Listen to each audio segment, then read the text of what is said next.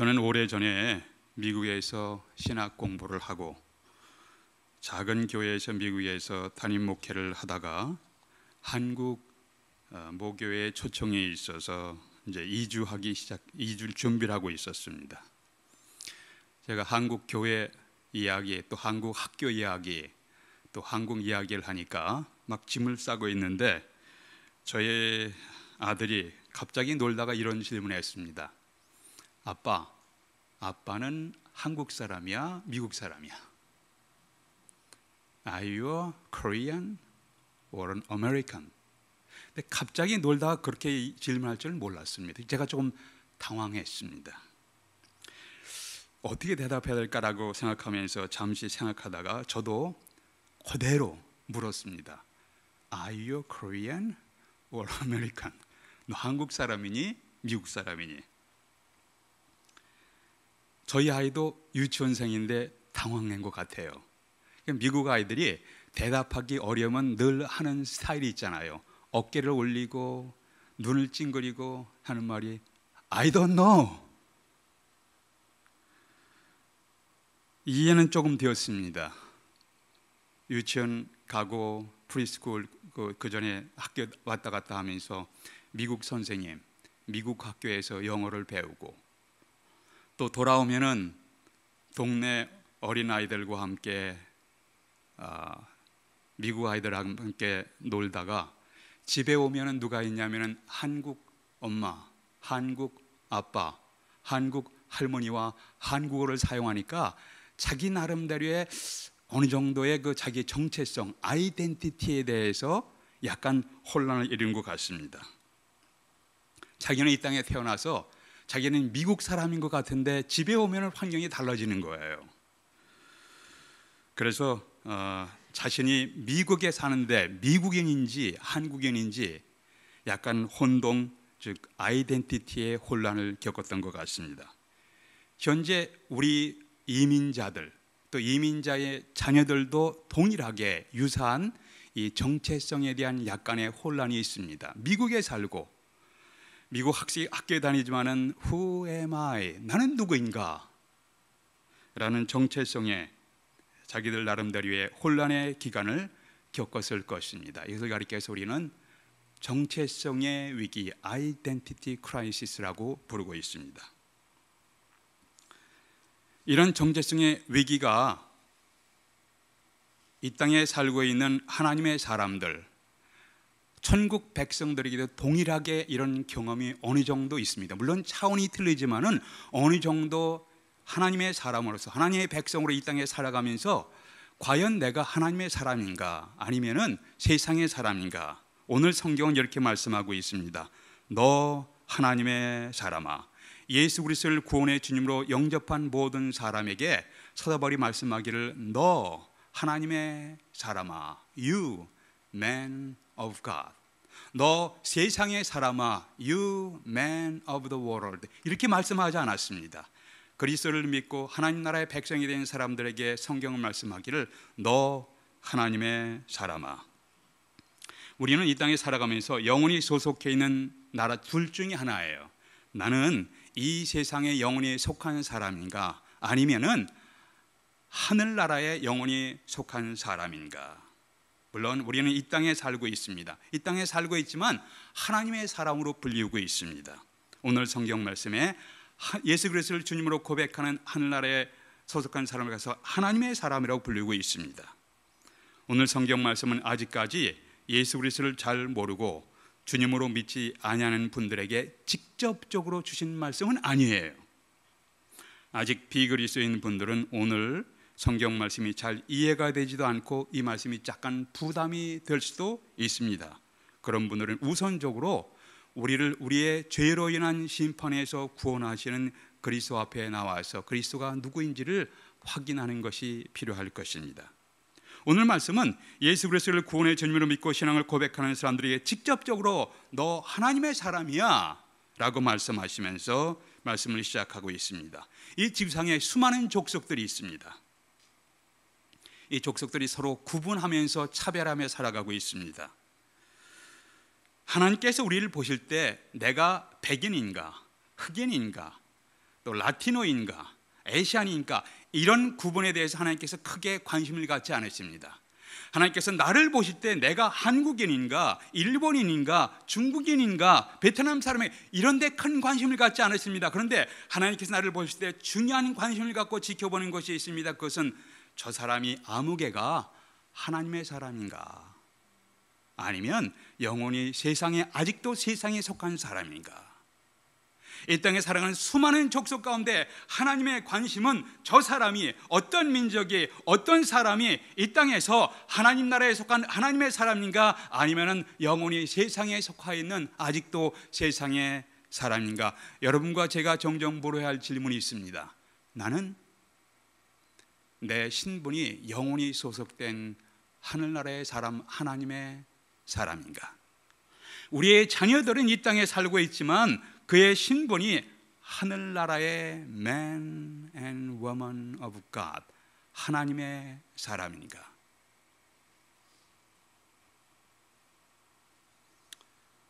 우리가 이 땅에 살아가면서 때로는 이 땅에서 아픔도 겪습니다.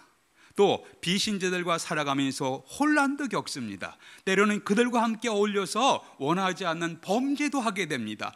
함께 어울려서 살고 있습니다. 그럼에도 불구하고 우리는 이 세상에 살고 있지만 영원히 이 세상에 속하지 아니하고 하나님 나라에 속한 시민들입니다. 미국 총리들이 이렇게 표현하더라고요.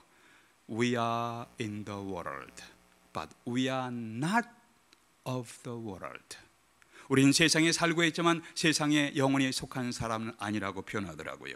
오늘 성경 본문은 하나님 나라에 속한 하나님의 사람에 대해서 사도 바울이 4가지 권면의 말씀을 하는 것으로 시작되고 있습니다.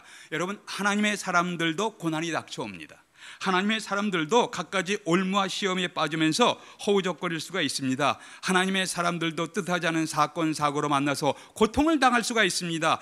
이 시대에 하나님의 사람으로서 살아가야 할 중요한 교훈을 4가지 동사를 언급하고 있는데 4가지의 교훈을 함께 나누도록 하겠습니다. 첫 번째는 시험의 함정을 피하라, 도망가라, 피하라고 강조하고 있습니다. 11절의 말씀을 보면 이렇게 기록되어 있습니다.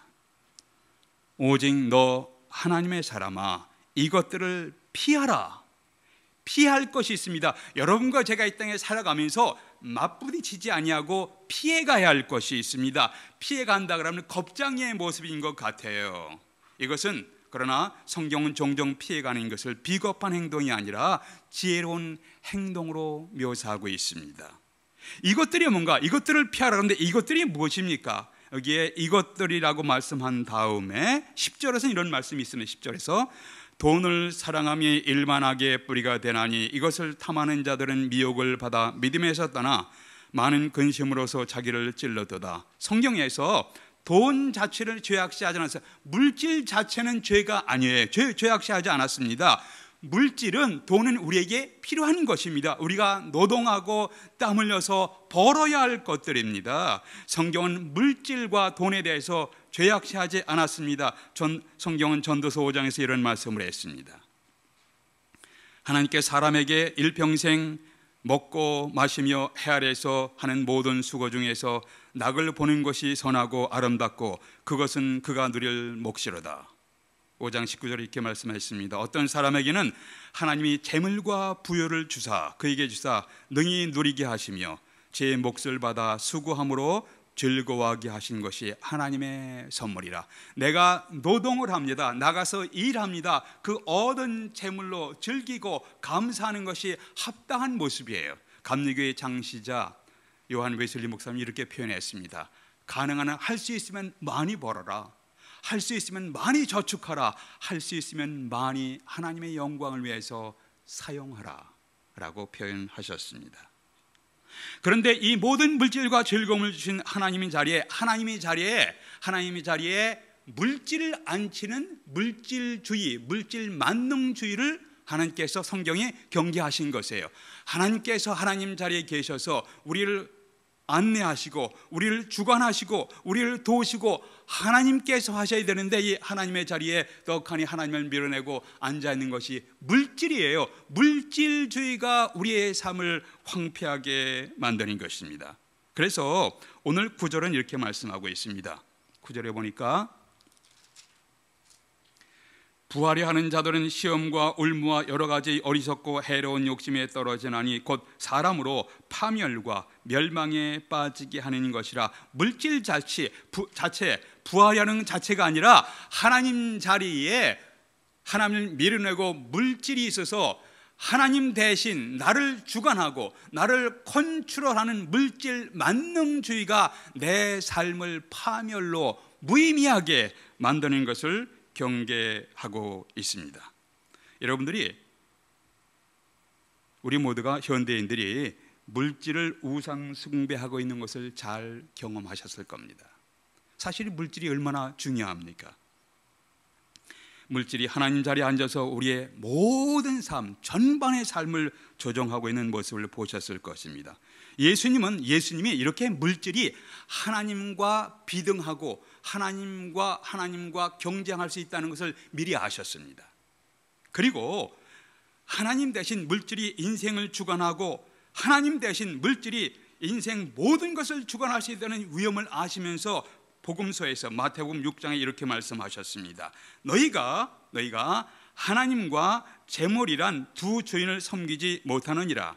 한 편을 중요하게 여기고 다른 편을 멸시하느니라. 마태복음 6장 24절에 이렇게 말씀했습니다. 이 세상은 물질이 모든 것이에요. Money is everything 이라고 말합니다.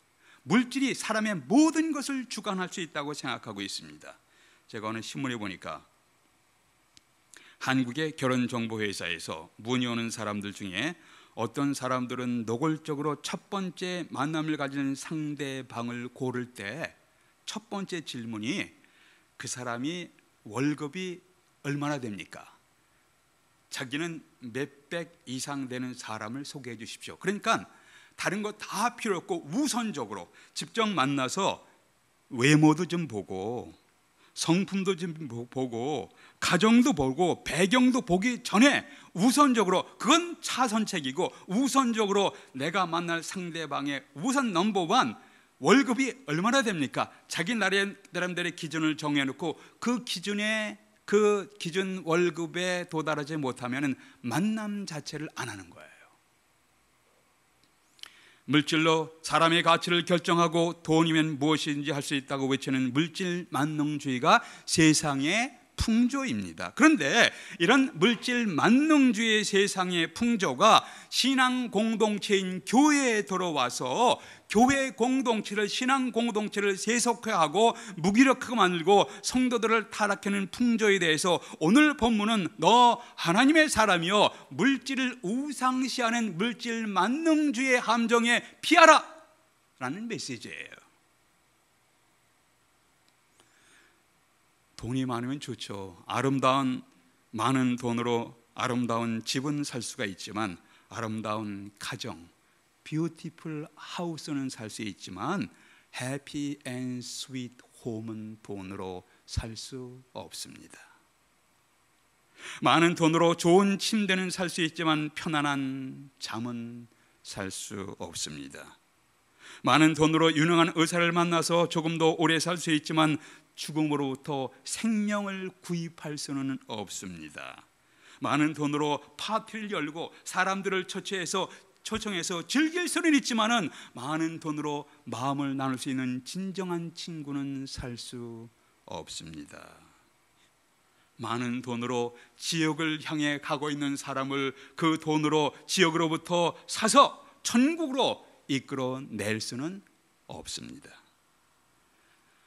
하나님이 앉아 계셔야 할 자리에 하나님을 밀어내고 떡하니 물질이 앉아서 나의 모든 인생을 주관하는, 심지어 신앙인들까지도 모든 인생을 주관하는 물질 숭배주의, 만능주의를 경계하라는 메시지입니다. 신앙 공동체에서는 공부 많이 한 사람이나 못한 사람이나 부자나 가난한 사람이나 잘생긴 사람이나 좀 덜 잘생긴 사람이나 젊은이나 노인이나 동등한 인격과 동등한 가치로 취급받아야 합니다. 그런데 구별이 있을 수가 있습니다. 어떤 사람이 헌신적입니다. 영적으로 성숙합니다. 그런 분들은 지도자로 세워야 합니다. 그러나 하나님 앞에서 동등한 인격과 가치를 갖고 있지만 특별히 하나님 앞에서 헌신적이고 영적으로 성숙한 사람들을 지도자로 세우는 공동체가 건강한 공동체입니다. 오늘 성경 본문에서 너 하나님의 사람아, 이렇게 물질을 우상시하는 물질 만능주의의 함정을 피하라. 그리고 또 다르게 피해야 할 것을 사도 바울이 바울서신에서 말씀했습니다. 디모데에게 너 디모데야, 내가 청년의 정욕을 피하라. 디모데후서 2장 22절이에요. 이 정욕은 한마디로 해서 음행입니다. 음행이에요. 성경은 결혼한 부부 간의 성생활을 선물이고 축복으로 말씀하셨습니다. 성경에서 한 남자와 한 여자가 만납니다. 여기서 성경은 한 남자와 한 여자이지 한 남자와 또 다른 남자가 아니죠. 하나님의 질서는, 오리지널 하나님의 질서는 한 남자와 한 여자가 만나서 함께 가정을 꾸리면서 함께 축복하면서 번성하기를 하나님께서 축복하셨습니다. 결혼한 관계 이후에 행하는 성관계는 음행이며 간음이며 하나님의 세우신 질서를 파괴하는 범죄 행위입니다. 장세기 청년 요셉은 보디발 장군의 아내의 성적 유혹을 받을 때 이렇게 말했습니다. 내가 어찌 이 큰 악을 행하여 하나님께 죄를 지으리까? 청년이었습니다. 열정이 있었습니다. 왕성한 사람이었습니다. 청년 요셉의 미모를 보며 보디발 장군의 아내가 유혹했을 때 내가 이 어찌 큰, 하나님께서 보시는데 이 어찌 큰 악을 행하여 하나님 앞에 범죄하리까라고 도망갔습니다. 많은 경우에 하나님을 거역하고 범죄하는 자리를 피하여 도망가는 것이 경건한 지혜입니다. 여러분은 하나님께서 보내신 메시아 구원의 주님 예수 그리스도를 믿는 하나님의 사람이, 여러분이 하나님의 사람이시라면 이러한 물질을 숭배하는 물질 만능주의와 음행의 함정을 피하여 도망가십시오.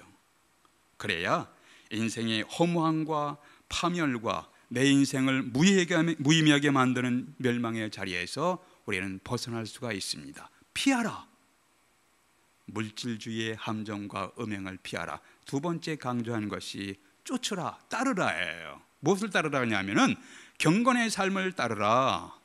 11절에 보니까 오직 너 하나님의 사람아 이것들을 피하고 의와 경건과 믿음과 사랑과 인내와 온유를 따르며 피해서 도망가기면은 비겁자야, 도피주의자야 라고 하지만은, 그러나 이 세상을 그리스도인들은 피해 다니고 하는 사람이 아니라 분별하면서 살아가는 사람입니다. 그런데 분별하면서 이 세상에서 여러분과 제가 평생을 다해서 따르며 쫓아가야 할 덕목이 있습니다. 그것이 오늘 말씀에 나오는 거예요. 시간과 힘과 에너지를 다해서 우리가 쫓아갈 것이 무엇이니까 의로움, righteousness, 경건, 믿음, 사랑, 인내, 온유.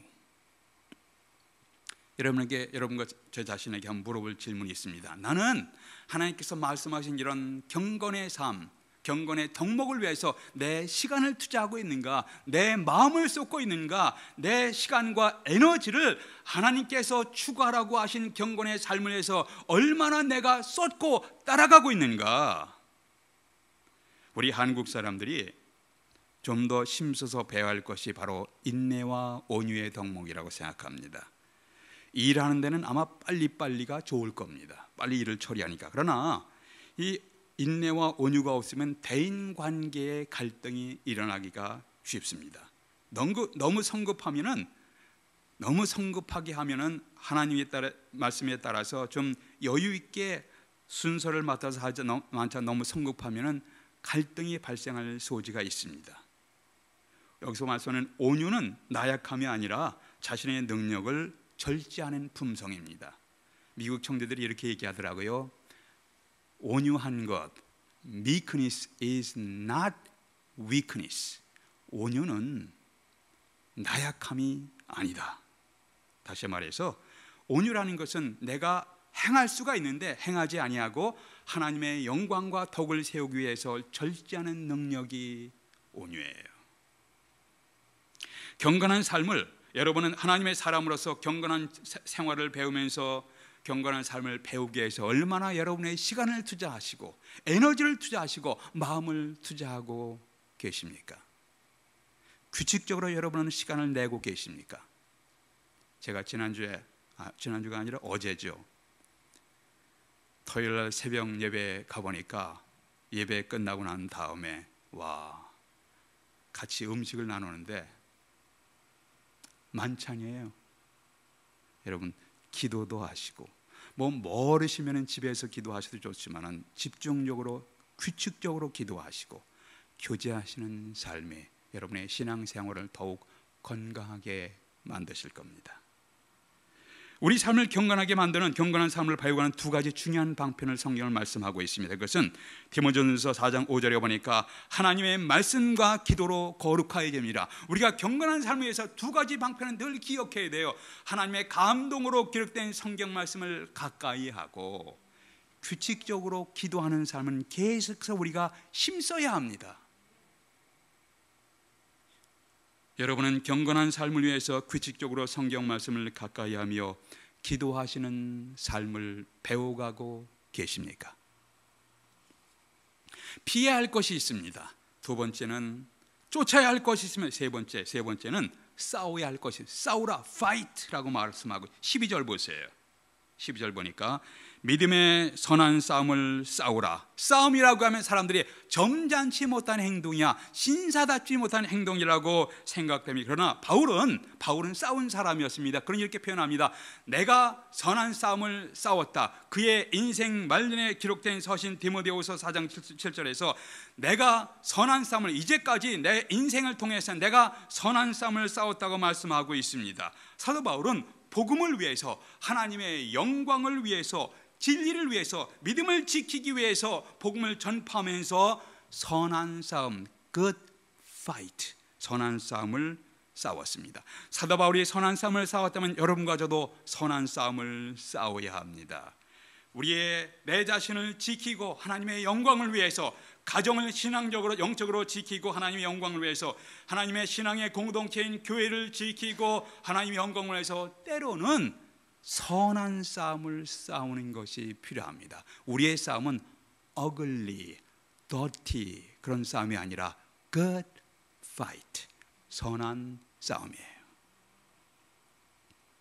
에베소서 6장 12절에서 사도 바울은 말씀하기를 우리가 싸우는 것, 우리가 씨름하는 것은 혈과 육에 대한 것이 아니요 하늘에 있는 악한 영들에게 대함이라.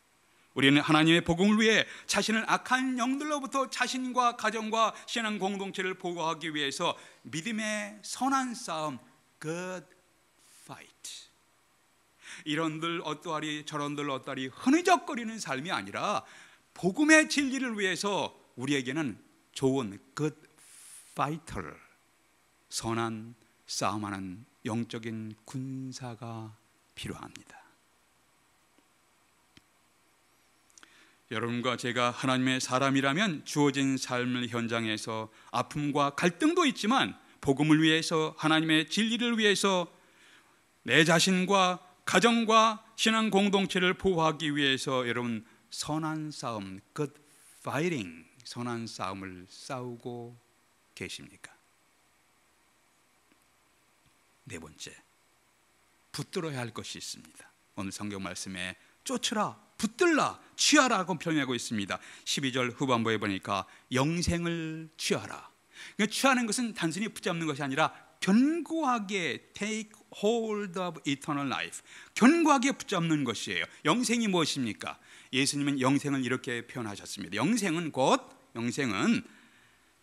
요한복음 17장 3절에서 영생은 곧 유일하신 하나님, 또 참되신 하나님, 그리고 그가 보내신 자 예수 그리스도를 아는 것이냐. 여기서 안다, 안다는 것은 단순히 지식적인 알미 아니라 알고 믿는 것까지 포함되는 것입니다. 하나님과 예수 그리스도가 누구신지를 알고 믿음으로 우리는 하나님과의 펠로우십하는 영원한 삶의 시작이에요. 우리가 예수 그리스도를 믿습니다. 하나님과 연결됩니다. 하나님과 펠로우십, 교통하는 삶이 시작됩니다. 영원한 생명의 삶은 예수 그리스도를 믿고 하나님과 교통하면서 시작되는 것입니다. 오늘 성경 본문은 사도 바울이 디모데에게 영생을 취하라고 말씀하고 있습니다. 디모데는 이미 믿는 사람이에요.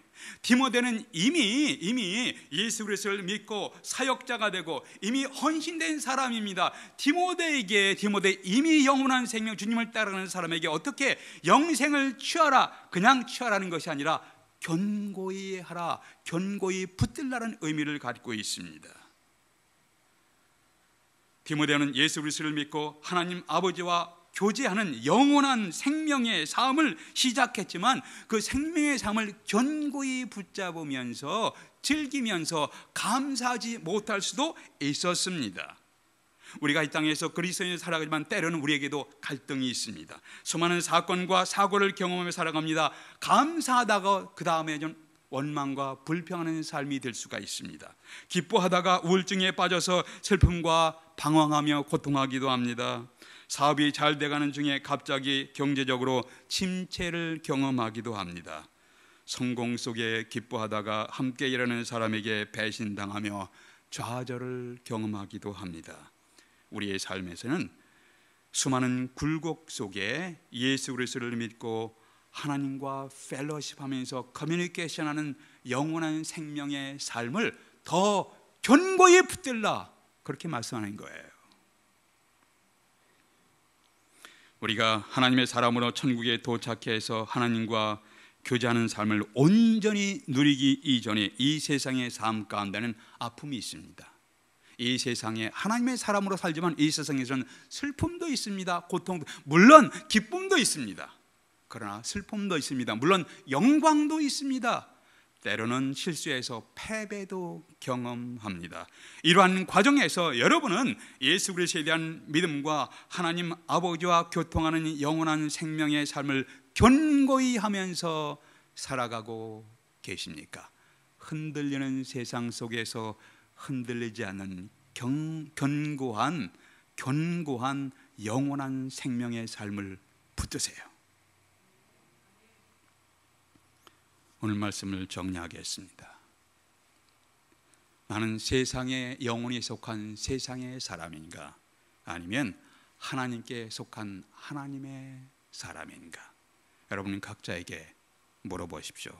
우리의 자녀들, 우리의 배우자, 우리의 형제들, 우리의 가족은 그들의 삶 가운데 그들은 영원히 이 땅에 소속한 사람인가, 아니면은 예수 그리스도 앞에 나와서 신앙을 고백하면서 하늘나라에 속한 하나님의 사람, man and woman of God인지 물어보십시오. 아직도 이 세상에 소속되어 있으면 지금 자신을 그리스도 앞으로 나오게 하시고 그리스도를 믿음으로 하나님 나라의 사람이 되기를 기원합니다. 이미 하나님의 사람이시라면 하나님의 사람답게 흔들리는 세상에 흔들리지 않는 믿음을 가지고 견고히 주님을 따라가는 사람이 되시기를 바랍니다.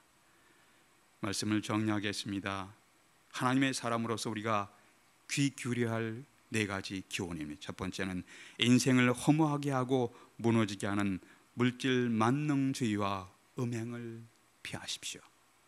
두 번째, 하나님의 사람들과 함께 경건한 삶을 쫓아가십시오. 세 번째, 하나님의 진리를 따르는 하나님의 사람들과 함께 믿음의 선한 싸움, dirty fighting이 아니라 good fighting, 선한 싸움을 싸워가며 살아가십시오. 네 번째는 예수 그리스도를 알고 하나님 아버지와 교제하는 영원한 생명의 삶을 견고하게 하십시오. 기도하시겠습니다.